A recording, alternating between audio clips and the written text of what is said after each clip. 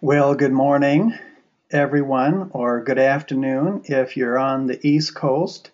My name is Mark Phillips, and I want to welcome you today to this very important webinar entitled Capital Campaigns. Do we need one? And how much can we raise? I'm the president of VisionWorks, Planning, Increased Giving, and Capital Campaigns. And we work with churches, schools, colleges, hospitals, nonprofits to turn their dreams, their visions, their plans into reality through step-by-step strategic planning for 1 or 3 or 5 or 10 years, through building development programs, through increased Sunday giving programs for churches, and for capital campaigns for all kinds of organizations. But one key thing that most organizations go through at some point or several points in their lives are capital campaigns. And so we want to focus today on capital campaigns.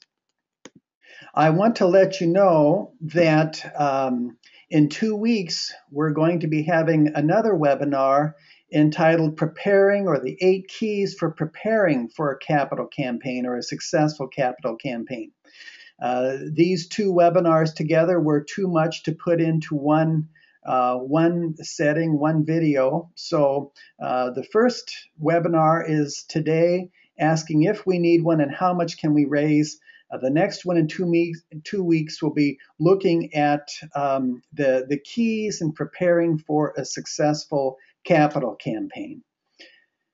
As we begin today, just a few technological items. First of all, if you get disconnected, you should be able to relaunch by clicking on that link.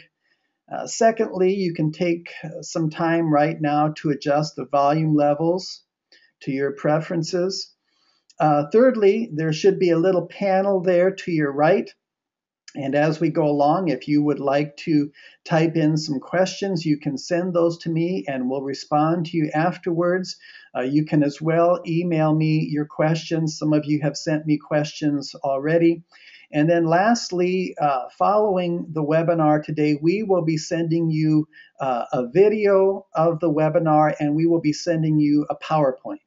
And that way you can share it with the leaders in your church or school, other staff people in your church or school, other committee people in your church or school. But before we begin today, it's always good to know who's on our webinar with us. So I'm going to launch a poll for you. And the first poll is asking, who's on our webinar today? Do we have pastors, principals, development directors, business managers, or lay members? And it looks like we have a pretty good distribution of people with us today. Yesterday we had quite a few pastors with us, but we have some pastors, some development directors, business managers, and some lay leaders from churches. Now we'll look at a second poll. And the poll is going to be asking, has your church or school ever run a capital campaign before? And it looks like for most of you, this is not your first rodeo. You've been through capital campaigns before. So first of all, our goal then is to help churches and schools decide, number one, whether they might need a capital campaign. This is fairly easy to do. The second thing we want to try to get a handle on is to try to give you some idea of how much can be raised through a capital campaign. So what is a capital campaign, or as today we more and more like to call it, a capital project? Well, a capital project really is a process. It's a journey. It usually starts out with some strategic planning. And so a church, a school, or an organization comes up with a list of needs or a list of wants or opportunities. And then after that, we need to do some kind of study to figure out if a capital campaign really should be run and more precisely how much a capital campaign can raise. And then we'd launch into the capital campaign or the capital project process, which is really a spiritual process of sharing that vision with people, of pulling together different leaders in your church or school or organization, in setting about several weeks worth of work on projects, and then starting to share this with your whole community, and giving them time to start to absorb it, to start to pray about it, to start to reflect on it, and then asking them for a generous response, a stretch response, a response that would be a reach for them. And why is it going to be a reach? Well, in most all instances, if you're a church or a school, you have people who are already contributing in Sunday stewardship or Sunday giving or yearly giving. You have people that are already contributing gifts to your school or making tuition payments. And so a capital project is asking them to consider the vision that you're sharing with them, to pray about this, and to consider gifts that would be over and above what they're already doing in Sunday stewardship and yearly tuition, yearly gifts to your school. So it really is a spiritual process. The first question is, do we need a capital campaign? And basically, if your projects are going to cost more than 1 year's worth of income, then you probably need a capital campaign. But it always depends. I've worked in 275 churches and schools and organizations. Everyone is unique. Everyone has a unique history, a unique set of leaders, a unique vision, a unique set of economic circumstances, and so on. So if a group is a small group, a small church, and their yearly giving is $100,000 a year, projects of $100,000 or $150,000 then are going to call for a capital campaign.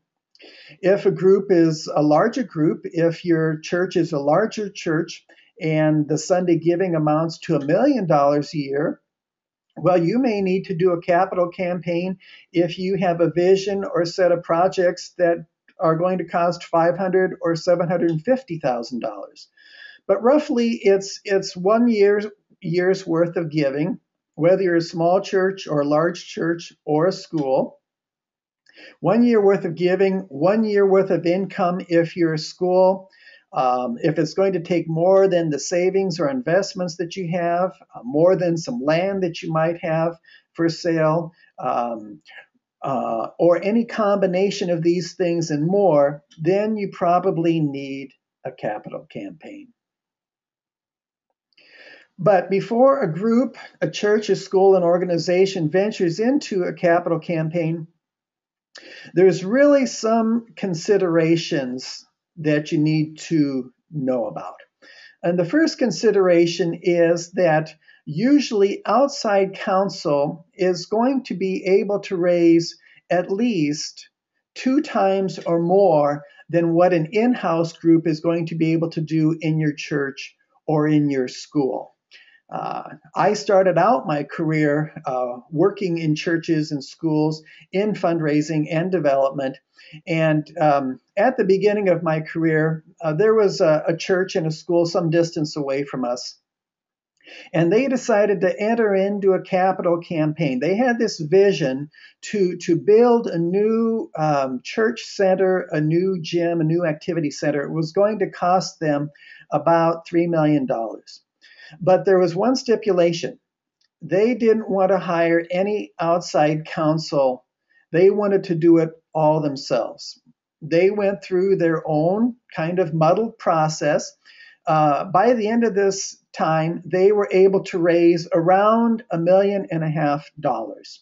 And with that $1.5 million, they really stripped down their plans or pared down their plans for their social center, their activity center, and their gym. They got it built.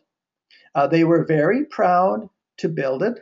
But over the next 20 years, that facility never really fully met their needs, their activity needs, their program needs, their ministry needs. In talking to several pastors and other development consultants at the time, uh, they were impressed that they were able to raise this $1.5 million, but every one of them said that with that pastor, with those leaders, with that vision, and with the resources in that community, they could have easily raised the $3 million. But they chose to do it themselves, and they shorted themselves on the kind of facility they were able to build, and it's followed them ever since. A second thing to consider is if a group, a church, a school, an organization is going to attempt this on their own, they really need people who have the expertise, people who are dedicated, and people who will stick with it. It is, if you attempt to do it in-house, organizations generally have to use volunteers. Volunteers usually don't know the process. There's many moving parts to this. What happens is calendar dates start to slide and start to be missed. Certain things even start not to get finished or accomplished. And so you really need someone who has the expertise, and you need a group of very dedicated volunteers to even attempt this. And in looking at our third poll, going to launch it. If your church or school ran a previous capital project, do you consider it a success? Did you consider it a success? Yes or no, or I don't know. And so about half of you think that the campaigns that you ran in the past were successful. A fourth of you think they weren't, and some of you don't know. There's, as I mentioned, all kinds of variables in a capital campaign, all kinds of moving parts, and really all kinds of ways to judge the success of a capital campaign. But if you're going to hold one, you want it to be as successful as possible, especially if you're going to be holding other capital campaigns in the future. So a third consideration is that outside counsel is going to be able to keep the project moving to a successful conclusion. And outside counsel that's meeting with the pastors, the principals, the committee leaders, and so on, from time to time, by video, by phone, is going to be able to keep people accountable. He's going to be able to, or she's going to be able to remind them of the key dates. He or she is going to be able to help them in their work, but they're going to keep the whole process moving from the beginning to the conclusion. And in all these things, it's important for your volunteers to know that there is a beginning, there is a middle, there is an end, there is a conclusion. Sometimes in some churches, some people get signed up for certain things and they become almost unending kinds of ministries. The service that is called for is unending. And so the people that are involved in the campaign need to know that there's a beginning, a middle, and an end. But outside counsel can help you move to the conclusion. The next thing that is important is that outside counsel, and especially a person who's done dozens of these or hundreds of these, is going to be able to help you do two things. To focus on the big things, the important things, and the fruitful things, and to not focus on the things that are minor, a little more unimportant, the things that are not going to be as fruitful or successful. Many times over the years, I've worked with great people, very well-intentioned people, and every so often an idea comes up that a leader brings to the group, and it's a wonderful idea in another kind of setting. But in a capital campaign, you need two things: large gifts and lots of gifts. And so some of these ideas are kinds of ideas that don't produce a lot of fruit.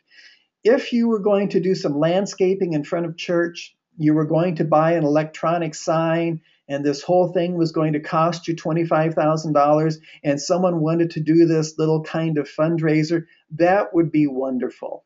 But in a full-scale capital campaign, you really want to stay focused on the things that are going to produce the most fruit, and you want to avoid those things that are not going to be as successful, that aren't going to produce a lot of fruit. And you definitely want to avoid some things that can be problematic. As you probably well know, in going through this spiritual process, in casting that vision to people and asking people to pray about this and consider a gift, sometimes people can be very sensitive about being asked, prayerfully asked to consider a stretch gift or a reach gift or a generous gift. And so things have to be done very delicately. The last consideration is that a lot of communities in their lives are going to probably need 2, 3, maybe 4 capital campaigns. Sometimes churches need to be, and church complexes need to be built in phases: phase 1, phase 2, phase 3, phase 4. Sometimes schools need to be built in phases. They build the kindergarten through grade 4 first, and then grades 5 to 8 second, and then comes the activity center and so on. And so a community may experience the need for successive campaigns. And so that means that each time you do a capital campaign, you want to make that capital campaign as successful as possible so that you're prepared for the next campaign. Now, as I mentioned, there's lots of variables in a capital campaign, and sometimes they're not as successful as we would like them to be, but that doesn't mean that you can't get over that and get to another campaign that is more successful. Okay, the next poll is asking the question if your church or school is currently considering a capital campaign. So I'll launch that poll and let you respond. So it looks like everyone is considering a capital campaign, and this is probably no surprise. So let's continue on then with the next part of our webinar, trying to answer the question, how much can we raise? And remember, I said every community is unique. It's got different histories, different leadership, different visions, different economic circumstances, different things that have happened to it. So the answer is really it all depends. But basically, for a church, we can say that a church, for a lot of projects, should be able to raise 1.5 to 3 times their Sunday giving. So that means if the church's income is $100,000, it should be able to raise $150,000 to $300,000 at the end of the campaign. If the church has a Sunday income, a yearly income of $1 million, it should be able to raise $1.5 million to $3 million. So generally 1.5 to 3 times their annual income. If it's a school and the annual income for the school is around $1 million, they should be able to raise $1.5 million to $3 million from supporters, from business people, from alumni. But very often it's the case, depending on the pastor, depending on the leadership of the team, depending on the vision, depending on other things, it's the case where a church or school or an organization can raise 2 times, or 3 times, or 4 times, or 5 times, or 6 times its yearly income. And I've heard of an instance of one church that had a yearly income of $10 million. They put together a very visionary kind of capital campaign where they were going to use most of their proceeds for outreach, for ministries, for programs. And this church that had $10 million in income a year raised $180 million. I myself have done capital campaigns like that, where the church decided to add some new ministries or programs or outreaches. I've had several churches that decided they would give the money all the way to these kinds of things. And in the beginning, I wondered how their capital campaigns would go. Every one of them were successes. Every one of them shot the moon.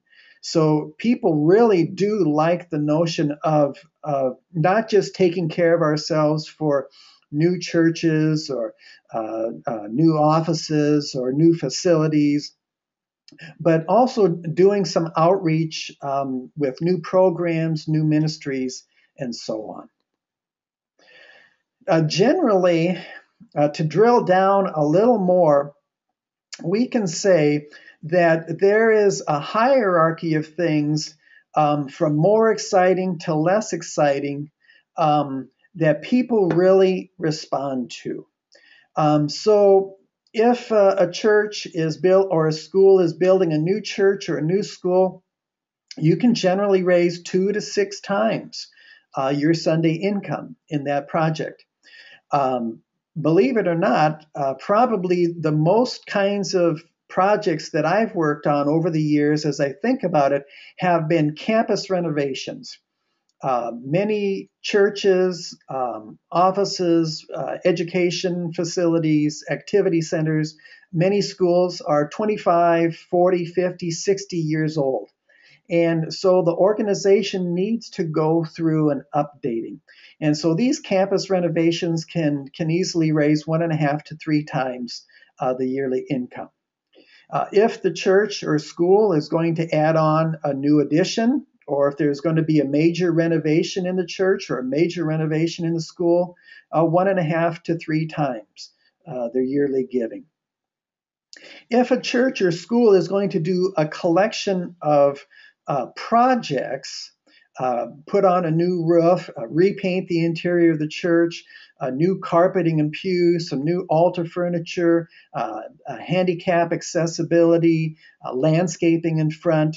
If they're going to do a collection of projects, they can easily do 1.5 to 2 times their yearly income. For schools or churches with schools, if they're going to include scholarships or tuition assistance in that mix of things, they can raise 2 to 3 times their yearly giving. So again, this is one of those things that people find very worthwhile. Farther down on the list are endowments. Some churches and denominations do a fantastic job with raising money for endowments. A lot of other churches and denominations are still working on that. People would rather sometimes take care of needs as they arise. So endowments are a little farther down the line if you're going to have an improvement endowment or a facilities endowment or a maintenance endowment. Other kinds of endowments, a little farther down the line, raising 1 to 2 times yearly giving. And then probably at the bottom is debt reduction. It's always more fun to buy the house than pay off the house. It's always more fun to build the church or build the school than pay off the church or the school. And so debt reduction can be at the bottom with 1.5 to 2 times yearly giving. But with debt reduction, if a church or a school or an organization is going to do a debt reduction or what we like to call a loan repayment campaign, you want to do a few things. Number one, you want to hearken back to the original reason that your community built this new church. or built this school or built this educational center. So you have to go back to the original reasons that you did it. And number two, it's very often good to add some new items into the project, into the campaign, to make it new. So if you're going to primarily do loan repayment, maybe you can add on a new entrance. Maybe you can redo the sanctuary. Maybe you can do landscaping and signage and things like that. But you want to try to add some new elements. So, in fact, that it's debt reduction or loan repayment and some new elements. What is really helpful is to think of your vision or your goals or your set of projects as a basket of items. And you want several items in that basket that are going to appeal to lots of different groups in the parish. Even if you're building a brand new church and you just have one item, some people are going to like the sanctuary work. Some people are going to like art. Some people are going to want comfort. Some people are going to want handicap accessibility. Some people are going to want landscaping and so on. So there's different elements even within that one project. But you want to think of your vision, your goals, your projects as a basket of items. And you want to put things into that basket that appeal to different people. And so in that basket, we see some wine, we probably see some cheese, we see some olives. Different people like different things. And so in your basket, you want to put things that are going to appeal to different groups. Some people may want the church renovated. Some people may want new heating and air conditioning for comfort. Older people are going to want handicap accessibility. Some people are going to want the offices or the ministry spaces or the educational spaces worked on. Some people are going to want the social center and the kitchens worked on. I did a capital campaign once, and the parish had identified 5 projects in its case. And we gathered together for our first meeting, and I asked the pastor to share with the group the vision so far, the projects that were going to be in that basket, the projects that were going to make up that case. And he listed item number 1, and the chairperson really showed no response. Item number 2, no response. Item number 3, no response. Item number 4, no response. Finally, the pastor came to the last item and said, and the last thing that we're going to do is that myself and the council and the finance committee, we have decided that this church and our educational complex and offices have no curb appeal. And so we want to put some money into landscaping. We want to put new curbs out there. We want to put new streets out there. We want some electronic signage in front of church. We want signs on the property so that people can easily find their way around. And finally, the chairperson said, "Pastor, bingo. Now that is what I like, and that's what I can get excited about in this campaign." So, debt reduction is very important. New roofs are important. Parking lots are important. Gutters, tuck pointing is important. But you want to have some things in your. You want to have enough in your basket that appeals to all of those groups, and you want to have some things that have some sizzle, some excitement. Most all your people are coming to church over 2 or 3 weekends. And only 20% of people come back to the church office or the ministry rooms or the educational facilities during the week.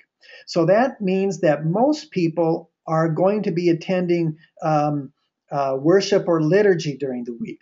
So anytime that you can do something in the church, a repainting, new sanctuary furniture, some statues, some windows, other things that everyone is going to benefit from and see each weekend. That those are things that people can point to and say, as a result of the campaign, we received these things, we achieved this. So think of your vision, your goals, your projects really as a basket of things. Try to put things into that basket that appeal to most groups. I've seen some churches have cases with 7 or 8 things in them, and try to put some things into that basket, some new things that have a little bit of sizzle, that have a little bit for people to get excited about. We'll take another poll here. And we're asking, what kinds of projects is your church or school currently considering for its capital project? Are you considering the purchase of land? Are you considering new buildings? Are you considering renovations, additions? Are you considering debt reduction or loan repayment? Or do you have several other kinds of projects, maintenance projects, things like that in mind? Share the results. So no one's buying new land. Several of you are considering new buildings. I heard from some of you that you're looking at new social centers or activity centers. Doesn't look like anyone's doing any renovation or addition. Some of you are doing loan repayments, and several of you then are looking at a combination of things, which is good. Okay.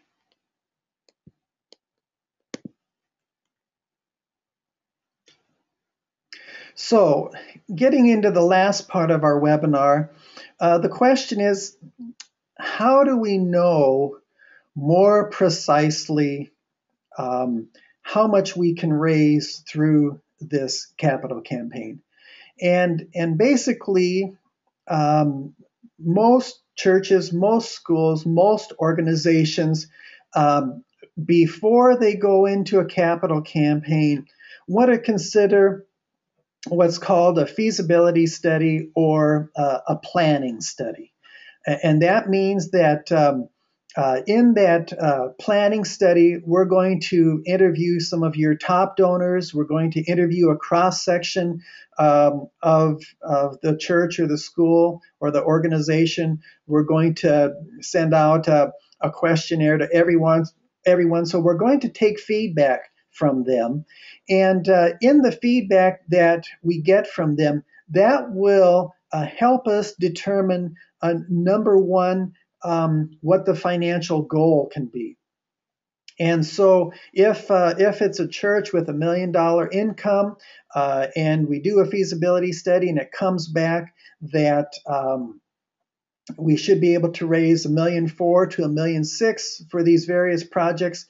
Sometimes then what we like to do is set multiple goals. $1.25 million, $1.5 million, $1.750 million, $2 million. And that way then, as the church or the school or the organization passes each goal, they feel really good about what they've done. And it gives them more momentum then toward the next goal.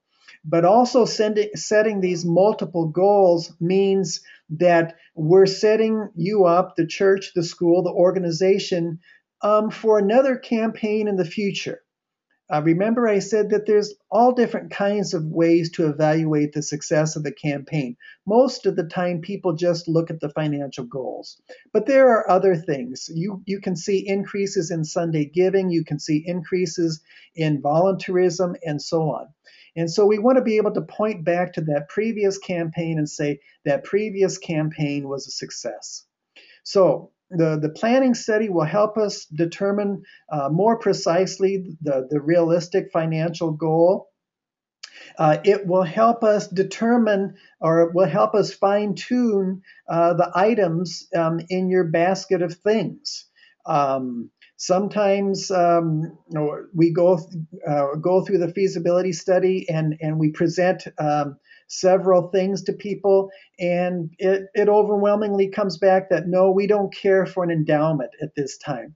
No, we don't care to improve our sports facilities at this time, and so on. So it can help you fine tune the basket of items that make up your case. The feasibility study is also going to help us surface leaders in the steering committee or the cabinet for the capital campaign. It's going to help us identify donors because they will let us know what projects they're interested in, what projects they're not as interested in. And it's also going to help us determine an optimal calendar. If, for example, you're a northern church, and in the wintertime, you have a significant senior population and they like to go south, then of course we can start the pulling together the campaign and the leaders in the fall. We can start working on things, but we really don't want to launch the public phase of the capital campaign. We don't want to start giving out the information. We don't want to start preaching about it. We don't want to start having informational sessions until a lot of those seniors are back, because they're probably going to be key constituents in the capital campaign. So a feasibility study can help us determine what is the optimal calendar. What are the optimal times to do this? What are the optimal holidays to avoid? There's two ways that a church, a school, or an organization can do this. Sometimes in bigger settings, bigger churches, schools, organizations, we might have a separate feasibility study, and then we have a separate capital campaign or capital project. If the church or the school is smaller, we can really combine those into one, where we have the 4 to 6 to 8 weeks spent on the planning study, and then the next 8 or 10 or 12 weeks spent on the capital campaign. If it's a church or school or organization that absolutely must do something, and they must do something quickly, then again, we can combine the planning study and the capital campaign together. I've done several churches where the roofs were terrible. They had slate roofs, so the roofs were 80 years old. The water was leaking into church. The paintings and the plaster was being ruined, and so they knew they had to do something. They've been talking about it for several years. They needed to get at this immediately. They couldn't wait one more year. And so sometimes then in that kind of situation where it's more urgent or it's something that's been known about for a while, we can easily combine the planning part and the capital campaign part. Generally, a capital campaign, from the time we get our leaders together, to the time we do our work, to the time we go public with it, to the time we ask people to pray and reflect about it, to the time we start gathering pledges, can take anywhere from 5 to 6 months. If it's a larger church or school, it might take 6 to 9 to 12 months. And of course, in very large settings, and I've worked in very large settings, sometimes we have to go even up to 18 months. But generally, for smaller or medium-sized churches, we can get that done in 4.5 to 5 to 6 months. So lastly, probably the last thing that we want to look at is just some keys to success as you're considering your capital campaign. First of all, it's always important to have the pastor or the principal on board.